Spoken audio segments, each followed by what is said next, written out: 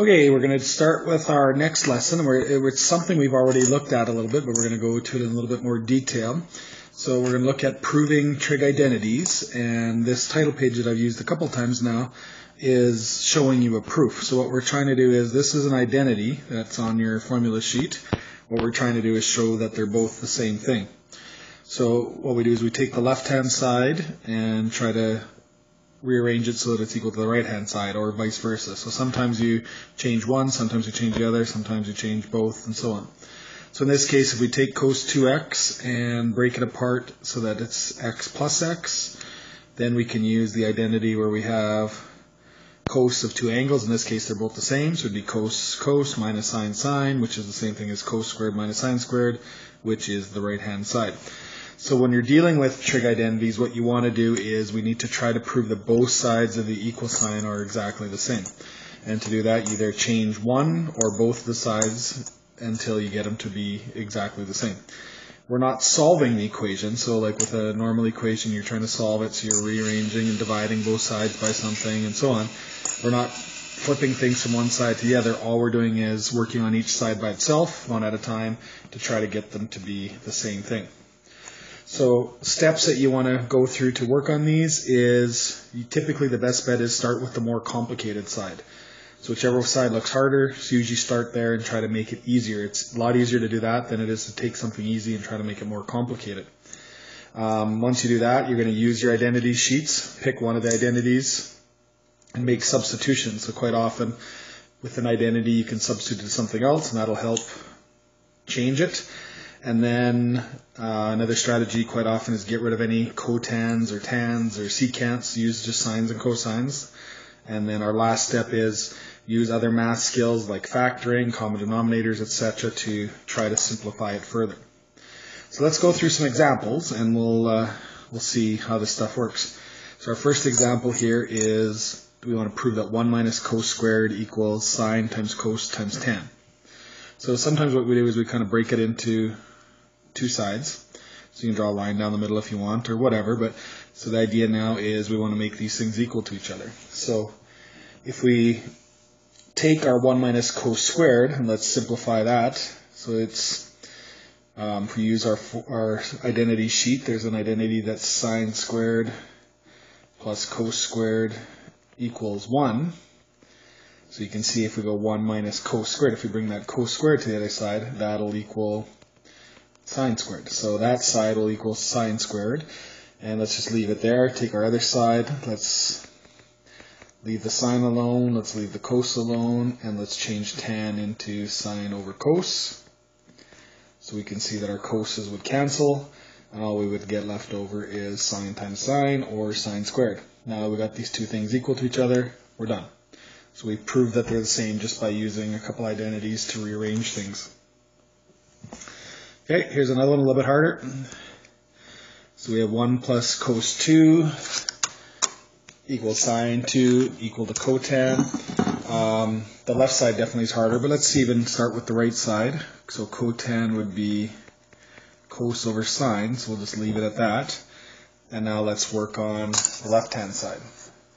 So for the left-hand side, we want to change the top and the bottom. So let's start with that. The bottom one, let's start with that one. That one's a little bit easier. If you look on your identity sheet, sine 2x is 2 times sine x cos x. So that one's pretty easy.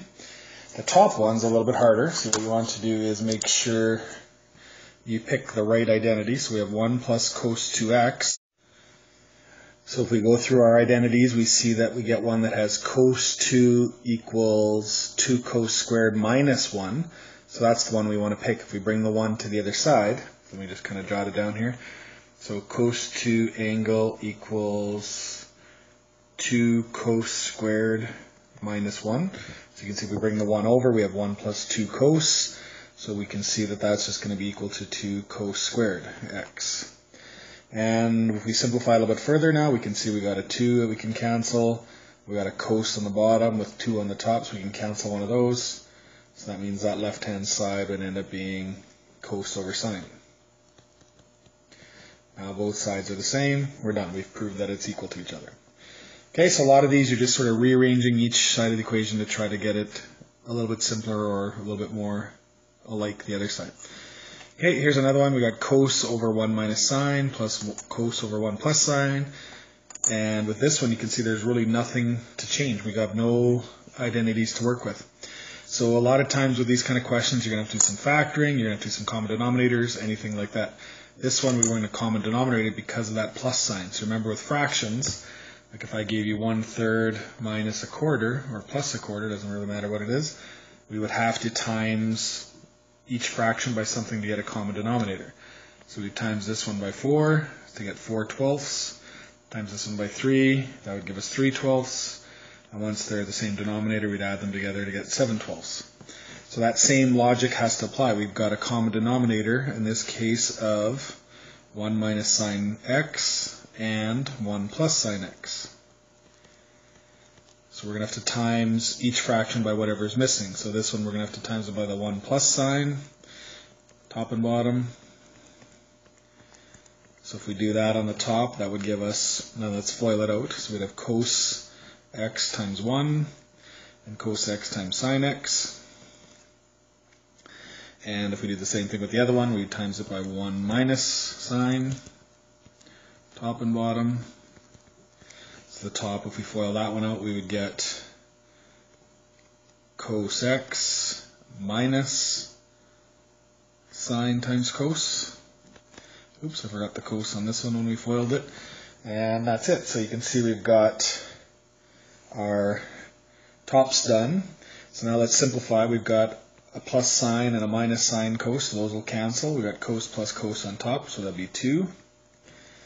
And on the bottom we have 1 minus sine and 1 plus sine. We can actually FOIL that out. So 1 times 1 would be 1. And we got minus sine times plus sine would be sine squared. The middle terms would cancel. We'd have a minus sine x and a plus sine x, which would cancel. We can write them in if we want. I'll do it now, but we won't bother doing it usually. And that's it for that side. So you can see those ones cancel.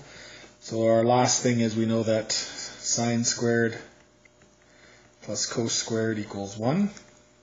So 1 minus sine squared then would equal cos squared. So we can change our bottom then to be 2 cos x over cos squared.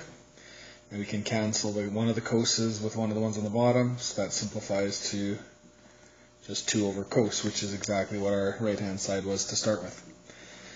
When you're dealing with proofs, you can quite often have different strategies, but still prove that it's the same. So in this case, I chose common denominators and worked it out that way, and that worked fine. But there may be other strategies that, depending on the question, may work better or just different. And let's do one more. Here we got cos to the 4th minus sine to the 4th. There is no identity on your sheet that has fourths, but if you think back to, like if I gave you a question like x to the 4th minus y to the 4th, we could factor that into x squared minus y squared times x squared plus y squared.